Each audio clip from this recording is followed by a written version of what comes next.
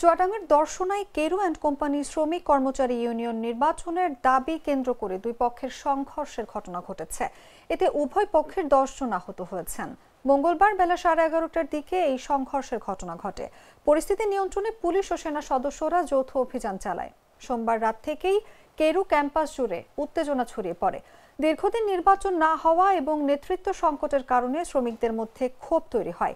এরই ধারাবাহিকতায় মঙ্গলবার সকালে ইউনিয়নের সাবেক সভাপতি তৈয়ব আলী ও সাবেক সাধারণ সম্পাদক মনিরুল ইসলাম প্রিন্সের নেতৃত্বে পূর্ব ঘোষিত নির্বাচন দাবিতে শ্রমিক সমাবেশ আহ্বান করা হয়।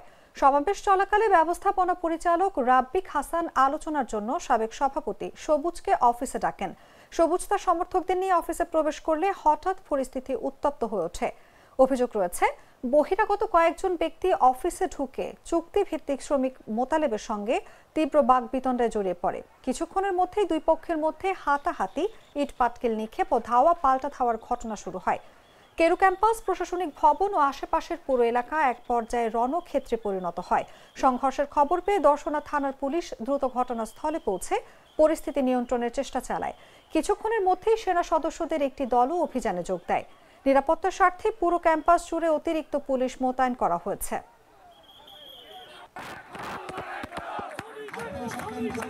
আপনারা ধৈর্যচ্যুতি হটাবেন না।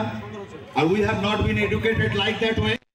আমরা সেই শিক্ষায় শিক্ষিত হইনি যে একটি কর্মকাণ্ডের জন্য আমাদের এই প্রাণের প্রতিষ্ঠান, আমার সামনে ভবিষ্যতে মানুষগুলি তাদের বাপ চাচারা এই প্রতিষ্ঠানে চাকরি করেছে, জন্মসূত্রে ট্র্যাডিশনালি এই অহংকার আমাদের। উনি রাব্বিক হাসান, দ্যাট ভেরি পলিটিশিয়ান, উনি আজ আছে কাল নেই।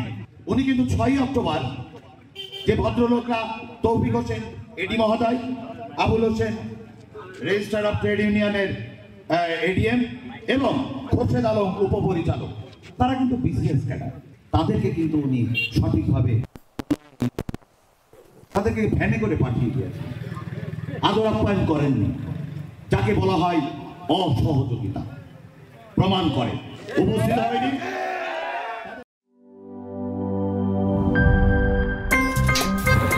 আমার একটা স্মার্ট সিদ্ধান্তে 25% গ্যাসের খরচ কমেছে। ভাবছেন কিভাবে? সাধারণ গ্যাস স্টোভ বদলে আমি এনেছি আরএফএল গ্যাস স্টোভ। এর সাইন্টিফিক নজল ও ব্রাস বার্নার ক্যাপ সমানভাবে তাপ ছড়িয়ে রান্না করে দ্রুত।